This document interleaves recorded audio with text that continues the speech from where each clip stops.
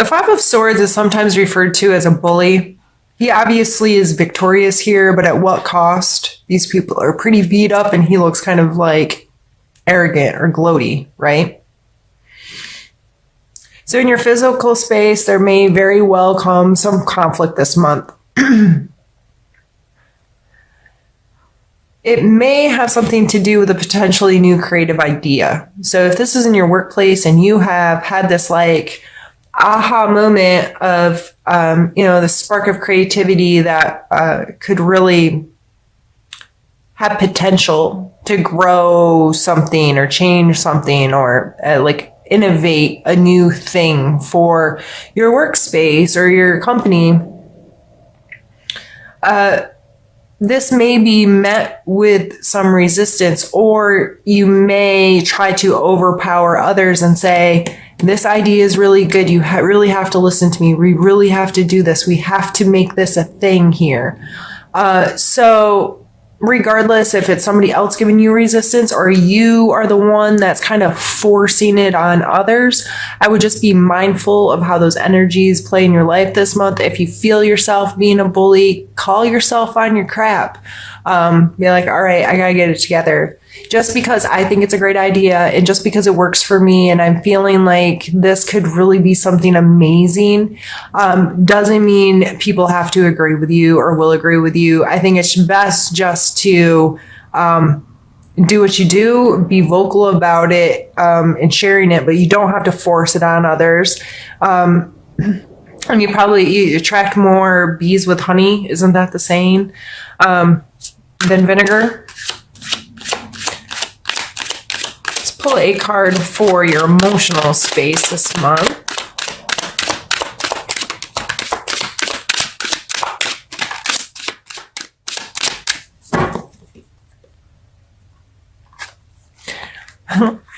We have the Fool and the Three of Cups. That's some really fun energy. There may be some amazing opportunities to let loose a little bit, have this kind of dumb trust in the universe. I don't want to call it dumb. He's called the Fool, but I see the Fool as in a really, in a positive light. He is just in a place of trusting everything's going to be okay.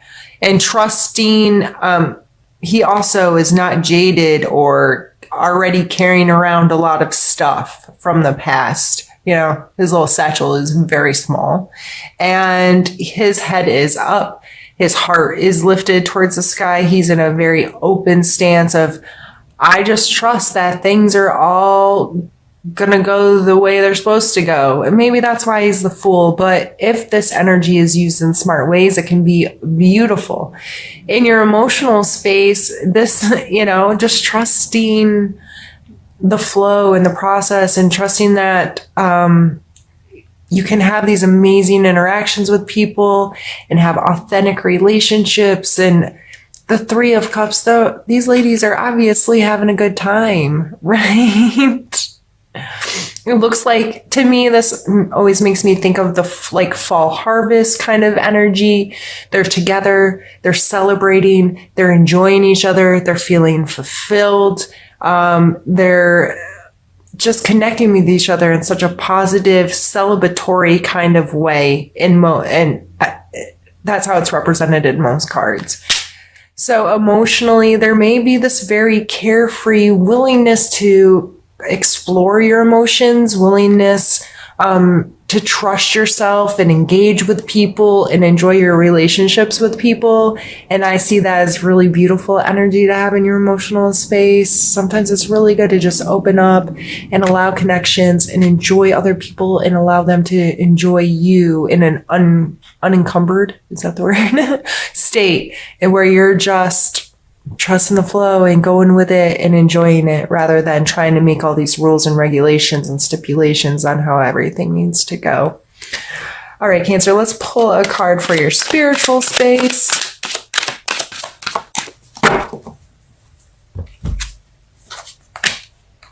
Magician and the Nine of Wands. I'm not sure which order they came out in, but it doesn't really matter.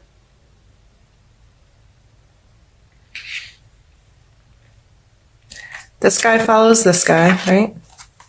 0, 1. And so it's like he's transformed into this fool that's kind of just out there trusting that it's all just going to go right, into a space of being a deliberate creator within himself.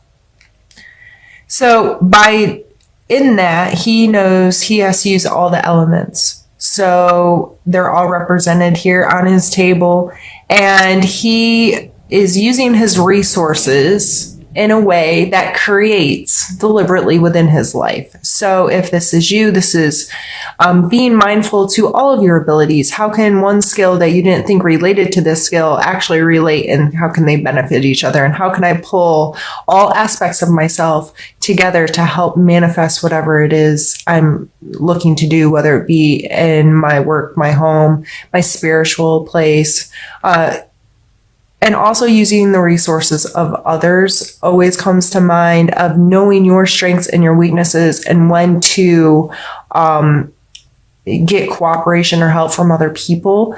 But typically this is just you making the best of your resources and knowing what works and what doesn't, and being a deliberate creator of your life. And the 9 of Wands here shows some, they've been putting in the good fight.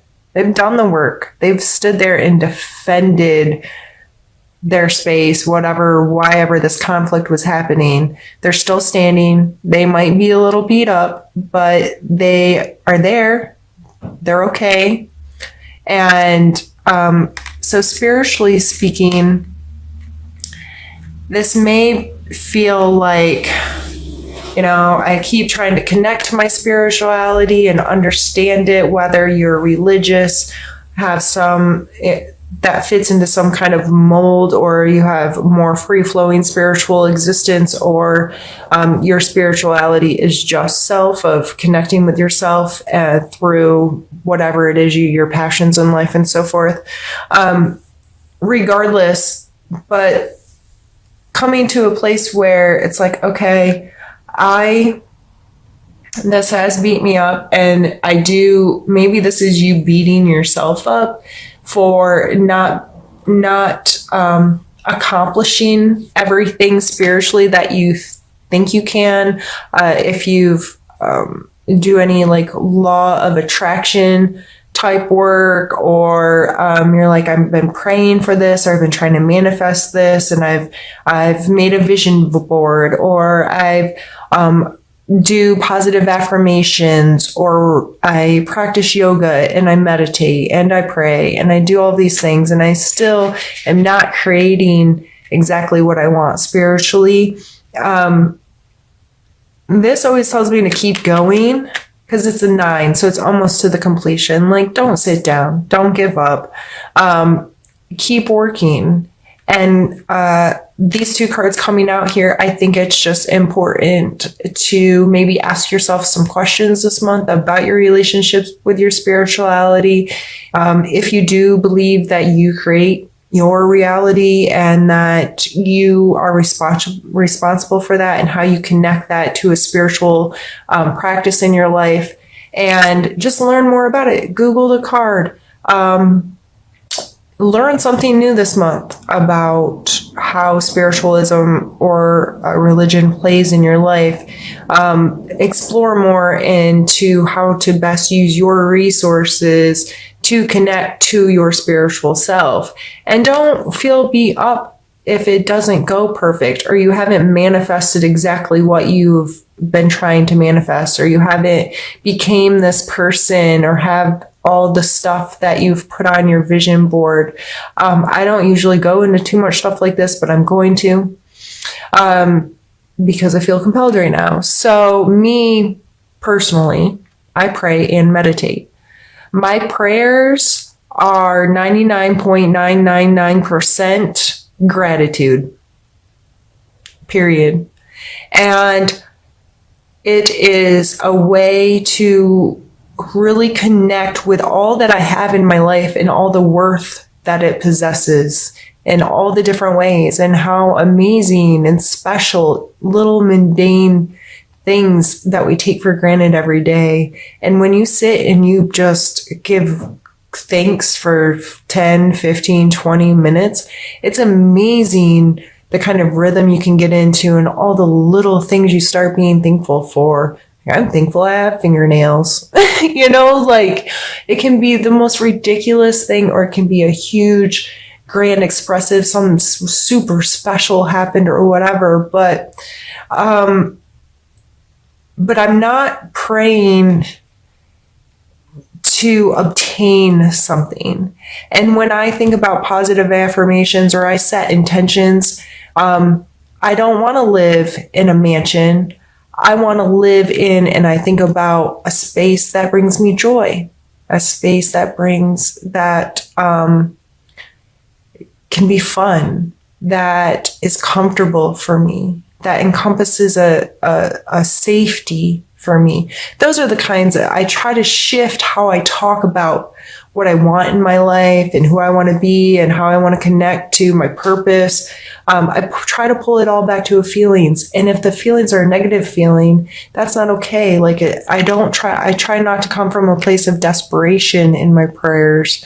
It's more so of, I want more of this good stuff, and I'm going to concentrate on this good stuff. And then every single time I find these good things in my life, I feel like that's a win, and I can feel grateful for that. And that process continues, and it helps keep me in a very, my progression as a human moving in a positive way, in an appreciative way, in a way that I feel really comfortable in my body, in my home, in my job, because even if there's things that I really don't like, I have so much to be grateful for. And I know that even future Jill, this perfect Jill that I think about in the future, and her home and her life and her family and all of that, I have moments of that over and over and over again today. And the more I appreciate them, the more I feel like I'm kind of filling up that future basket. Like, I'm going to have just more and more and more of this as I progress as a human, and I'm so grateful I get to experience it already. Sorry for getting really wordy and preachy there, but I just felt like that kind of concept needed to be expressed here. If that's something you're struggling with, I'm not the be all end all. I don't know everything. I just talk about what works for me. So what we're going to do here is pause the video while I move some things around and grab another deck, and we're going to pull some more cards. Be right back. All right, Cancer. Now we are going to pull some more cards and see what comes out. We're going to pull a card for your challenge for the month.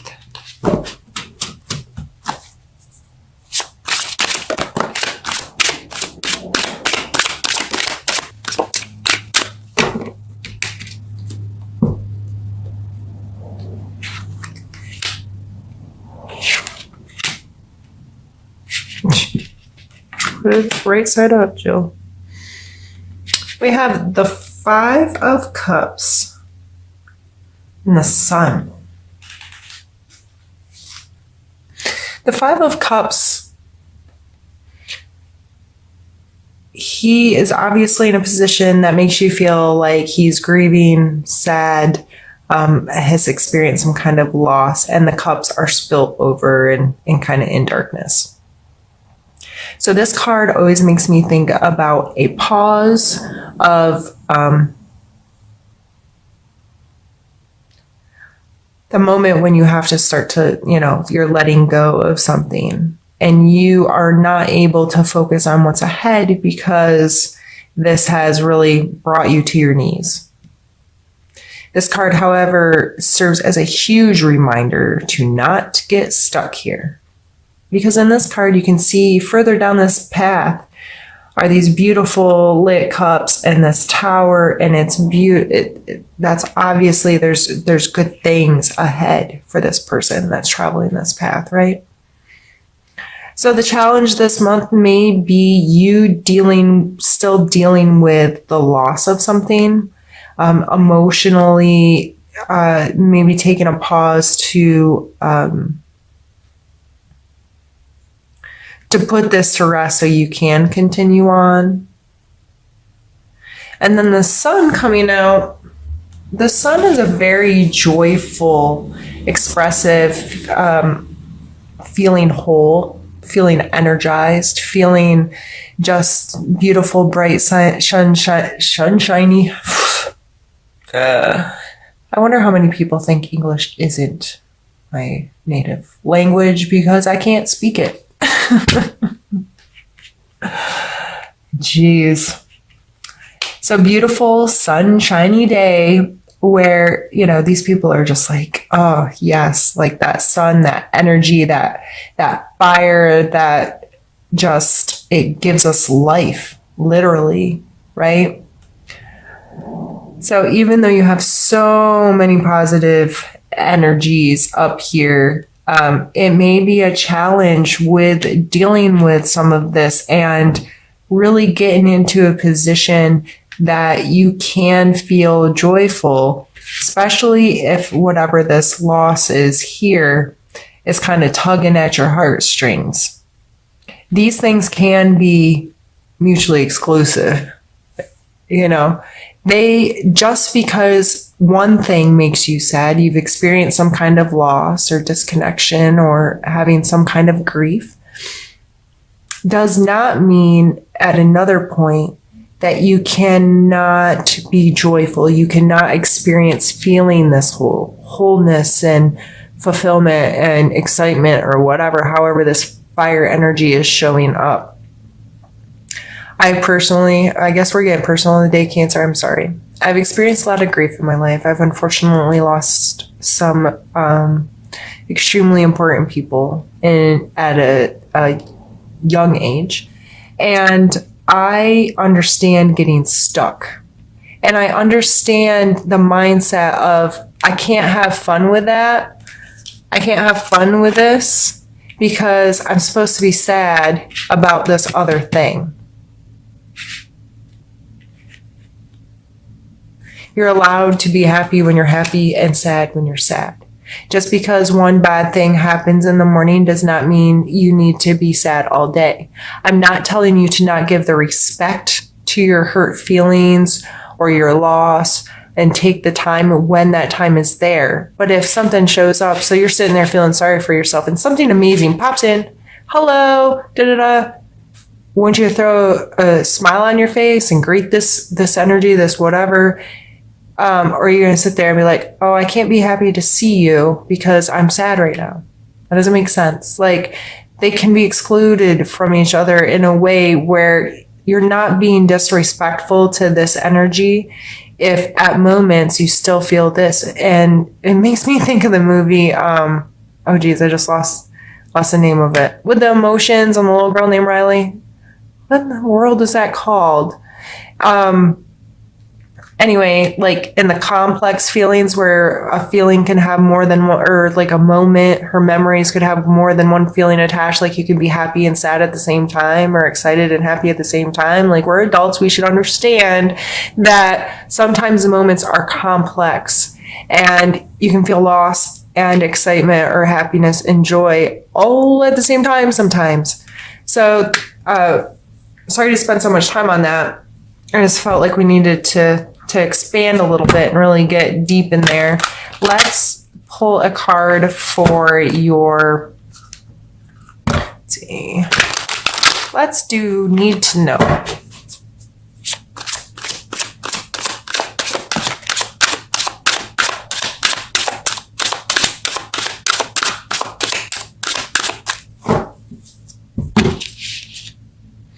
The Fool. So again, you can see here, these are they're represented differently, but it's the same kind of idea. This guy, I mean, they're just both willing to jump off that cliff, right? They're just going for it. They're willing to take that risk. They're willing to trust. They're willing to be like, okay, we're going to go do this thing.